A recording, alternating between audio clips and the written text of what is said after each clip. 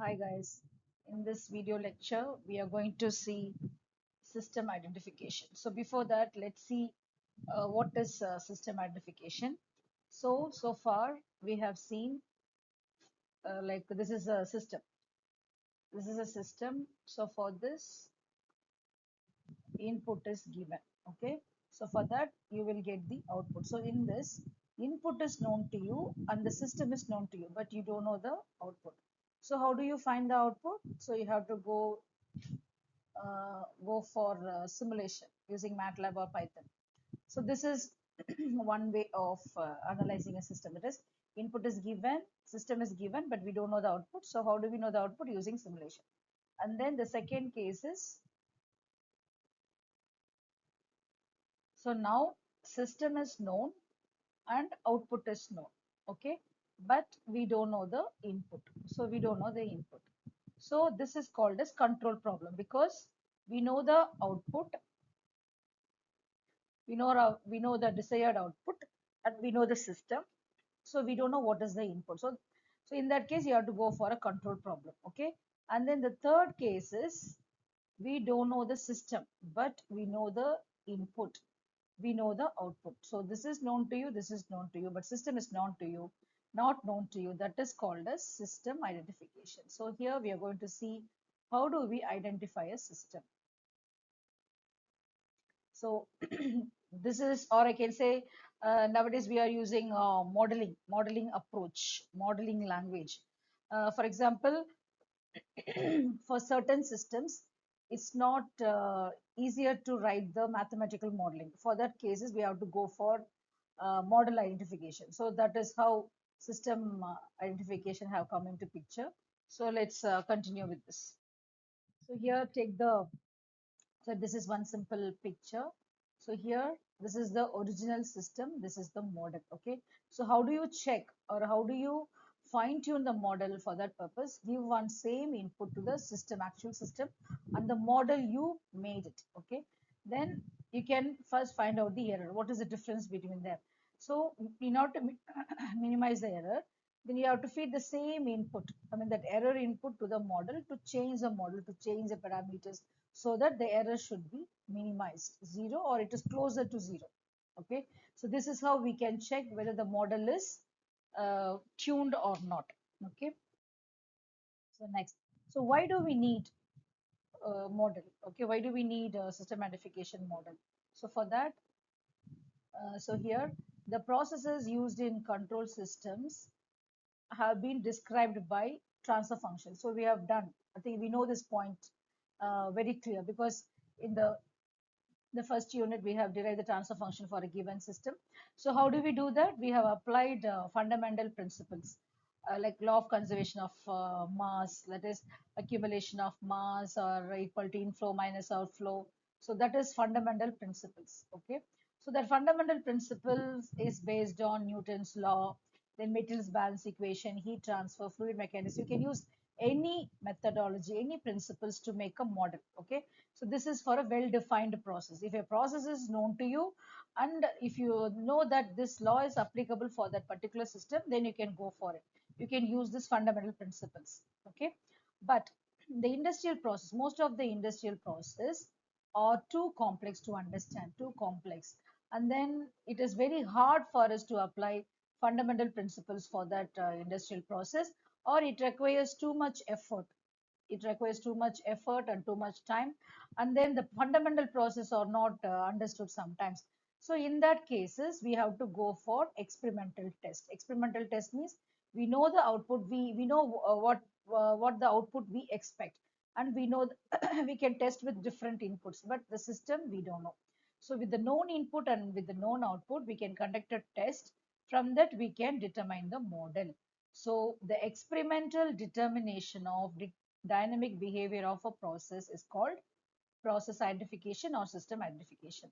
So generally we use two methods to identify the process. One is fundamental principles, another one is model based approach. So fundamental principles is only for a well defined process, and for complex process most of the process are not understood. And it's very difficult to write equations also. It's very difficult to map or to match the Newton's law or material balance equation of any fluid mechanics or kinetics. So in that case, it's very hard for us to get the model. So we have to go for experimentation. In the experimentation with the because the output we expect. So the output is known to you, but you can give various types of input, standard signals. So once you give the input and output, with that data, you can identify what is the system is. Okay, so this is called as process identification. So the need for process models arise in many control applications, and as we have seen in the tuning method. So in the tuning methods, we have determined the model using process reaction curve. If you give the step input, see we have this is been known to you. If you give the step input, you will give S-shaped curve. From this, we have derived K, tau, and TD. From that, we have determined the transfer function. So that is also called as obtaining a model by experimentation. In the place of step signal, if you give sinusoidal input, then observe the response. From that, we can derive the model.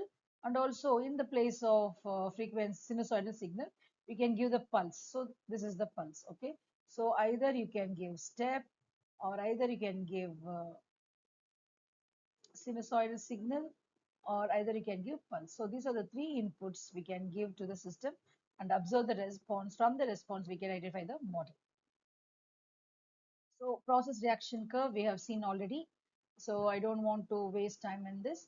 So the simple thing is give a step and get the S-shaped process. Okay.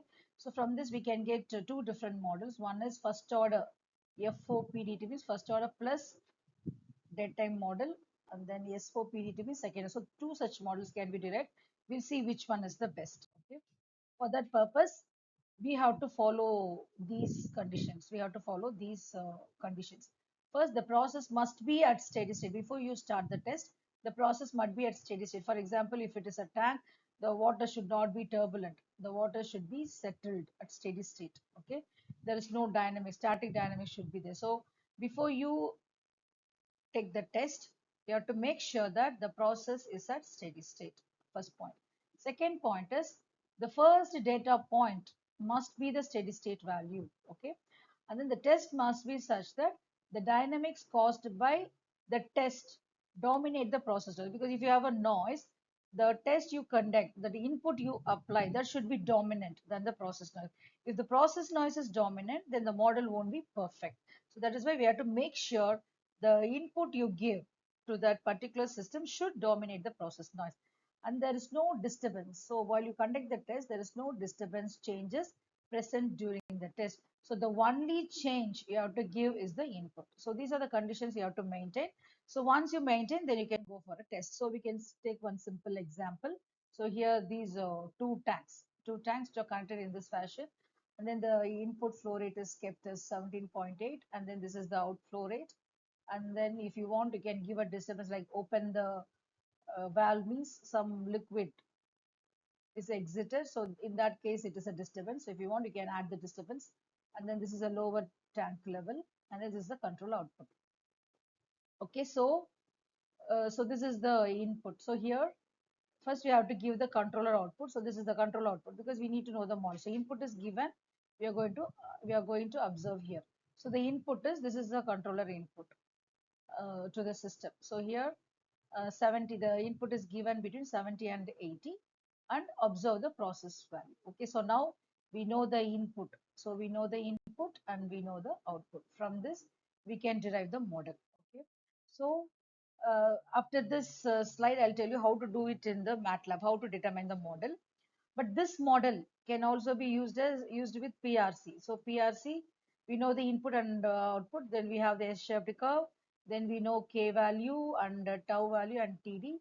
From that you can get the transfer function. So this is your K value, and then this is your tau, and then this is your TD. So this model is called as first order process plus dead time. But how do you make sure that this is the perfect model? For that, we have to use this error, sum of the squares of error. So how do we do that? First, we take the measured data and the modeled data. So measured data, how do we do that? That is, we have to use a sensor to measure the value, and then the same hand can be compared with the model data, and then whatever error that has to be squared and added. So for this case, it is 0.0424. So which indicates is close fit. So you can see the difference in the graph. Similarly, we conduct the same test for second order plus datetime, and then here your SSE is 0.019. Compared to the previous case, your sum of square error is less. So in this case, this is perfect model compared to the first order plus datetime model. So like this, we have to determine the model using process reaction curve. Okay. So one input we have analyzed, that is instead of, the input should be given a step signal, then PRC is applicable. But instead of step input, you can give a pulse. So here is a pulse. So up to this time it is 50, and then it is moved to 60 for a particular point of time, and then it is again come back to 50. So this is one pulse. So let me discuss what are the advantages or what is the plus in this. So pulse test is similar to step testing, because step is like this, and then pulse, if you add one more step to that, then it becomes a pulse. So it is similar to step testing. One is positive test, another one is negative test. If you combine both, it becomes a pulse. The only difference in the experimental procedure is pulse disturbance is used instead of a step disturbance. So the pulse is introduced as a variation as a involved top pressure for step testing. In applying the pulse, the open loop system is first, yeah, as usual, we have to maintain the system at steady state value. Then once the steady state is maintained, we can open the pressure valve, and we can check uh, for each pressure what is the output. The response is recorded. So in practice, the data on the response must be very accurate and noisy. That is why before you conduct a test, make sure that the input should dominate the noise. Okay. So for that, we have to make sure that it should be very accurate. It should be noise free. Then only the recorder can easily measure the response, and that response is too sensitive. Okay. So this is number one requirement. Second requirement is the selection of pulse height is also important. Pulse height is this height is important, then this width is also important. If the pulse height is too small, if the pulse height and the width is too small, the disturbance to the system is also too small, and it may not produce or the recorder may not be able to catch or to measure the output properly. So the pulse height if the pulse height is too large, or if the pulse width is too large, then it is out of the range. So it has to be optimal. It should not be too less. It should not be more. Okay, so this is a second condition.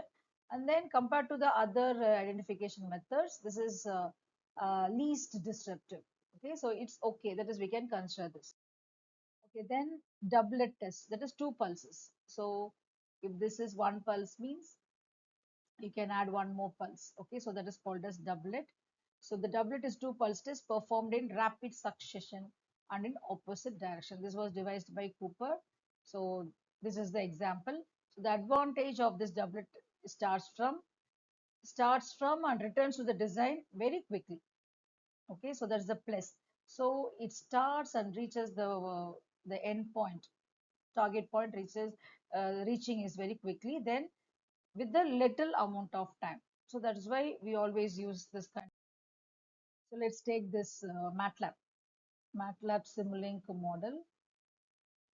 So in this is the process, and then this is your approximate response. So this is the output.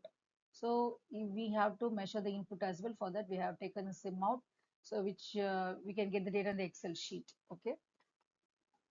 And here the transport delay is introduced in this process. So this is the process.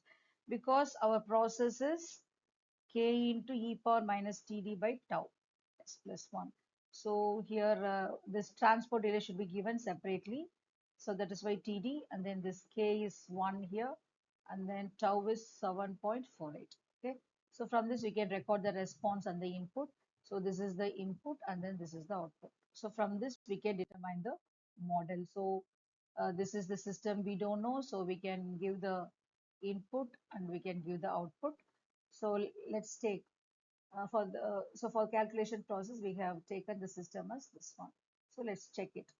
Okay. So here, this is the process. and then that is the input. Then we can check the control output. That is, in the previous case, what we did is we record the input, we record the output. Okay, from this we have determined one system. So that is the system transfer function. So that system transfer function we are going to check. How do we check? So take a system, give the input, get the output, and then take the actual transfer function which I've taken as g by 2s plus 1, the transfer function. So take, this is the original model, this is the approximate model for both. So this is approximated, this is a model, this is the exact. So give the input u of t, u of t, and observe the output. Okay, so both should be same. Then only we can check or we can confirm that the given model is perfect. So that is why whenever you do system identification, what we do is, suppose if you have 10,000 data, okay, so you have to split it into 5,000 and 5,000. Okay, so this 5,000 is for obtaining the model. Okay, then once you get the model, you have to test. So for that you have to take this data. So this is the output. So you have to so the this model, in this model you have to give these data to this and get the output. So I mean 50% is for training or obtaining the model, 50% is for validation. Okay, so let's go into the system identification tool in the MATLAB. So when you click on the MATLAB page opens, and then in the front side you have applications. Okay, let me move it down here. Okay, you can see application. So click this application. You can see system identification. When you click system identification, this window opens. So here, before that, in the workspace, you have to name the input and the output. So what you do is, so here import data. When you click import data, the screen will open. In that you can see the input name and output name. So click that. So now we have input and the output. So the name is step and pulse. So two types of input is also given. Okay, then here if you have here, if you click, you can see some operation, pre-processing operation. Pre-processing is to remove the noise, so remove the noise. Okay, then here you have to choose the model. So in this import model, so in this model you have list of models like FO, PDT and SO, PDT. So in that you can click both the models. So which one is okay for you? So click the both models and estimate. If you click this, automatically one window opens. That window looks like this. Okay. So here is the model. So you have the curve for this, and then the transfer function is given to you. And then the second, one more model transfer function is given to you. And then it calculates the error, and medium square MSE is given. Here also MSE is given. So based on that, so I think this one is the best. So likewise, you can do this kind of, you can perform system identification with the help of the MATLAB. So what you do is click the MATLAB window, your front window opens. In that, click application. You can see system identification toolbox.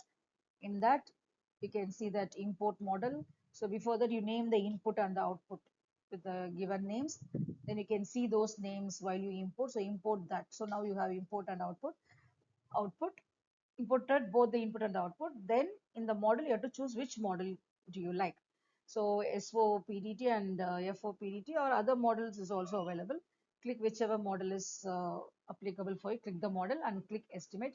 Automatically this window appears. So based on the error or based on the confidence level, suppose if it is 98% perfectly, then choose that. So likewise, you can check with various models and choose the appropriate one. Okay. So once you get the model, then you can verify it. So how do you verify? So here you can see this pulse input. So this is the pulse input. For the pulse input, if that pulse input is given to this system, so what is the output? So this is the output, and then this is the input. From this also you can get the system model. Okay, this is also pulse testing. Then how do you identify the model? Similarly follow the procedure for the step testing. So in that you have to choose the model.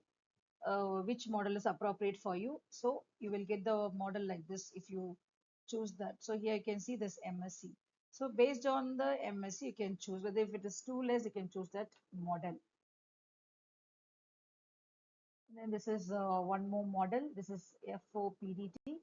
So here is this is doublet testing, doublet. So if you give doublet, what is the output? And then you can see the SSE. Okay. So what is the error? So based on the error, we can choose. Okay. So we have discussed so far step testing and pulse testing. Okay. In step testing, I think in most scenarios, step testing is used. And pulse testing is for a particular thing, like if you want to achieve it faster because your pulse is like this. Okay, pulse testing. So within a particular time, it comes back to the original position. So if you want a faster response, you can go for pulse testing. Okay. The last one is the frequency testing. Frequency testing means you have to give the input. So since see the input profile. So because of this type of input, your output is slow. So generally, this won't be preferred. But anyway, it's also one regarding the summary.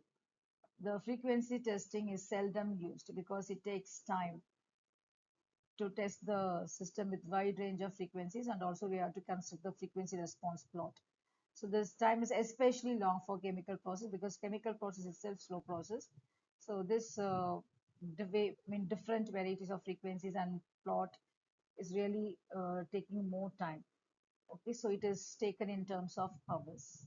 So that is why frequency test is really important, or if the output produced by or the chemical process, it should be exposed to a sinusoidal kind of changes, means then you can prefer that. Okay, whereas in pulse testing, the problem is in pulse testing the problem is we need extensive calculations, so that has to be done by a computer. So if you're okay with that, then you can use pulse testing. Otherwise, step testing is the simpler one. Okay. Apart from that, apart from frequency, step testing, pulse testing, and double testing takes much less time, and it produces satisfactory process identification. But in pulse testing, we need a computer to calculate it, extensive calculations for this. So anyway, based on our requirement, based on the input changes for a particular process, we can choose either frequency or the sinusoidal signal, or step signal, or pulse testing. So it's all depends. Suppose if your process needs this kind of changes as input, or if your process needs this kind of changes, or if your process needs this kind of changes as input to the system, then you have to go for it. Otherwise, you can choose step testing to do this. And please make sure based on the data you divide into 50% for testing and 50% for validation. Okay, that's all for today. Thanks for watching.